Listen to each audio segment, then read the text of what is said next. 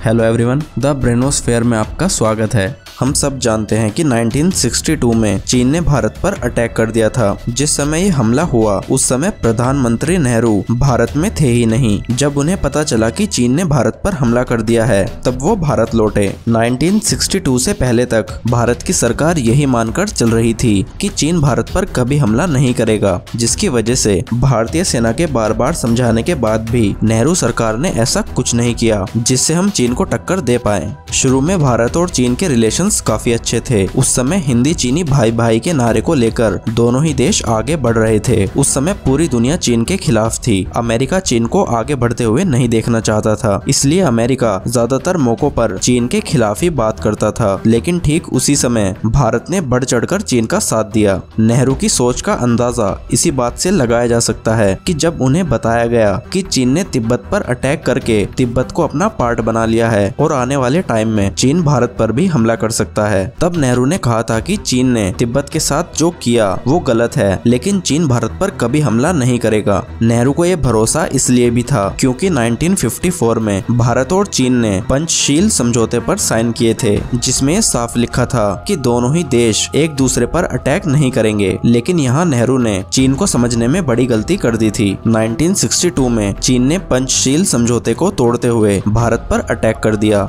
लेकिन नेहरू को अमेरिका की तरफ से एक ऐसा प्रस्ताव मिला था जिसे अगर वो मान लेते तो चीन 1962 में भारत पर हमला नहीं करता। जब लेट 50s में अमेरिका को पता चला कि चाइना काफी तेजी से न्यूक्लियर वेपन्स बनाने पर काम कर रहा है और जल्द ही वो न्यूक्लियर टेस्ट करने वाला है, तो अमेरिका इस बात से काफी परेशान हुआ। अमेरिका नहीं चाहता था कि चाइना न्यूक्लियर टेस्ट करे, लेकिन जब चीन न्यूक्लियर टेस्ट करने के काफी करीब पहुंच गया था तब अमेरिका की तरफ से भारत को एक ऑफर दिया गया था, जिसमें अमेरिका ने कहा था कि अगर भारत चाहे तो अमेरिका न्यूक्लियर वेपन्स बनाने में भारत की मदद कर सकता है। तब के यूएस प्रेसिडेंट कैनेडी ने नेहरू को एक लेटर लिखा था जिसमें उन्होंने कहा था कि अमेरिका जानता है कि नेहरू न्यूक्लियर टेस्ट और न्यूक्लियर वेपन के खिलाफ हैं, लेकिन चीन से बढ़ते खतरे को देखते हुए भारत को अपनी सुरक्षा के बारे में सोचना चाहिए। अमेरिका उस समय चाहता था कि चाइना से पहले भारत न्यूक्लियर टेस्ट करे। यहाँ तक कि ये न्यूक्लियर टेस्ट भारत में किस जगह किया जाएगा